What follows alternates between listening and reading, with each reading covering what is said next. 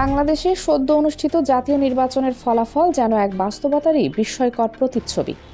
দীর্ঘদিন ধরে দুই প্রধান রাজনৈতিক শক্তির দখলে থাকা ভোটের ময়দানে হঠাৎ করে নতুন এক শক্তি প্রায় 40% ভোটের বিশাল সমর্থন নিয়ে উঠে এসেছে। একটি এমন ফলাফল যা শুধু একটি দলের জন্য নয়, বরং পুরো দেশের রাজনৈতিক ভবিষ্যতের জন্য বড় প্রশ্নচিহ্ন তৈরি করেছে। এই 40%, এরা কারা? এরা কি সবাই দলের নিবেদিত কর্মী? না, বাস্তবতা ভিন্ন। এরা মূলত সেই সাধারণ জনগণ যারা দীর্ঘদিন ধরে বিকল্পের সন্ধান করছিল। তারা পুরনো রাজনৈতিক দ্বন্দ্ব, হতাশা এবং অনিশ্চয়তার বাইরে নতুন কিছু দেখতে চেয়েছিল। কিন্তু এখন সবচেয়ে গুরুত্বপূর্ণ প্রশ্ন হলো, এই বিশাল জনসমর্থন কি ধরে রাখা সম্ভব হবে, নাকি ইতিহাসের মতো এই সমর্থন ধীরে ধীরে হারিয়ে যাবে?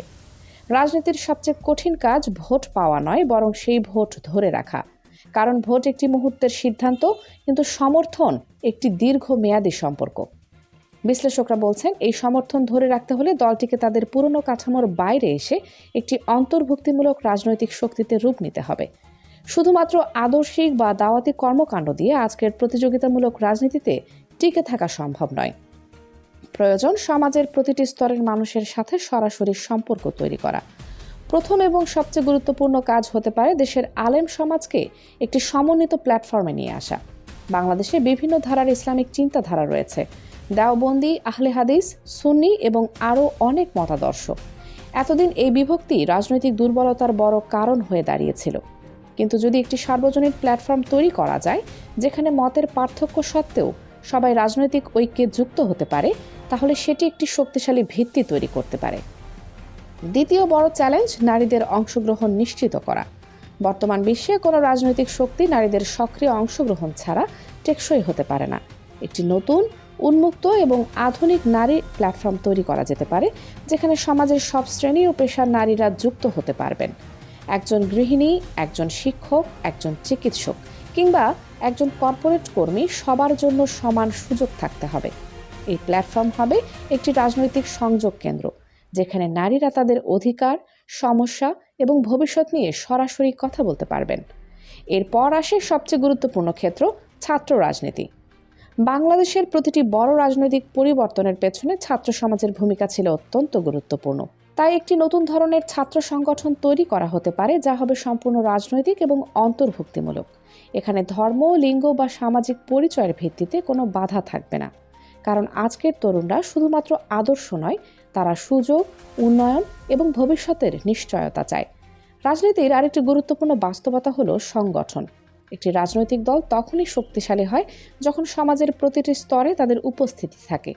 কৃষক, শ্রমিক, শিক্ষক, প্রকৌশলী, ব্যবসায়ী, প্রতিটি পেশাজীবী শ্রেণীর জন্য আলাদা প্ল্যাটফর্ম তৈরি করা হলে মানুষ সরাসরি নিজেদের প্রতিনিধিত্ব অনুভব করবে। এই ধরনের একটি নেটওয়ার্ক মানুষ এবং দলের মধ্যে একটি দৃঢ় সম্পর্ক তৈরি করতে পারে, যা শুধু নির্বাচনের সময় নয়, বরং প্রতিদিনের জীবনের সাথে যুক্ত থাকবে। তবে শুধু সংগঠন তৈরি করলেই হবে না, প্রয়োজন নেতৃত্বে অন্তর্ভুক্তি। নতুন সমর্থকদের মধ্যে যারা দক্ষ, যোগ্য এবং জনপ্রিয়, তাদের নেতৃত্বের পর্যায়ে জায়গা দিতে হবে। কারণ ইতিহাস প্রমাণ করে, যোগ্য নেতৃত্বকে মূল্যায়ন না করলে কোনো আন্দোলন দীর্ঘস্থায়ী হয় না। ইসলামের ইতিহাসেও আমরা এমন উদাহরণ দেখতে পাই, যেখানে নতুন যোগদানকারীদের যোগ্যতার ভিত্তিতে গুরুত্বপূর্ণ দায়িত্ব দেওয়া হয়েছিল এবং সেটি একটি শক্তিশালী রাষ্ট্র গঠনের ভিত্তি তৈরি করেছিল। কিন্তু সবকিছুর মধ্যে সবচেয়ে গুরুত্বপূর্ণ বিষয় হলো মিডিয়া। আধুনিক রাজনীতিতে মিডিয়া শুধু খবরের মাধ্যম নয়, এটি একটি শক্তিশালী অস্ত্র। যারা নিজেদের বক্তব্য তুলে ধরতে পারে না, তারা কখনোই জনমত নিয়ন্ত্রণ করতে পারে না। বিশ্লেষকরা মনে করেন, শক্তিশালী মিডিয়া নেটওয়ার্ক ছাড়া কোনো রাজনৈতিক শক্তি দীর্ঘমেয়াদে টিকে থাকতে পারে না। কারণ মিডিয়া তৈরি করে ন্যারেটিভ, আর ন্যারেটিভ তৈরি করে ভবিষ্যৎ। আরেকটি বড় চ্যালেঞ্জ, অভ্যন্তরীণ বিভক্তি। ইতিহাসে বারবার দেখা গেছে, বিভক্তি একটি শক্তিশালী আন্দোলনকে দুর্বল করে দেয়। যখন একটি শক্তি ঐক্যবদ্ধ থাকে, তখন তাকে পরাজিত করা কঠিন। কিন্তু বিভক্ত হলে সেই শক্তি নিজেই নিজের দুর্বলতার কারণ হয়ে দাঁড়ায়।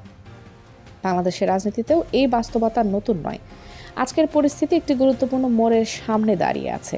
একদিকে রয়েছে বিশাল জনসমর্থন, অন্যদিকে রয়েছে সেই সমর্থন ধরে রাখার কঠিন চ্যালেঞ্জ।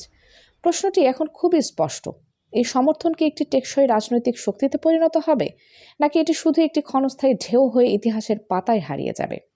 সিদ্ধান্ত এখন নেতৃত্বের হাতে। তারা যদি একটি অন্তর্ভুক্তিমূলক, আধুনিক এবং শক্তিশালী কাঠামো তৈরি করতে পারে, তাহলে ভবিষ্যতের রাজনীতিতে একটি নতুন অধ্যায় শুরু হতে পারে। আর যদি তারা পুরনো কাঠামোর মধ্যেই সীমাবদ্ধ থাকে, তাহলে রাজনীতির কঠিন বাস্তবতা তাদের জন্য অপেক্ষা করছে।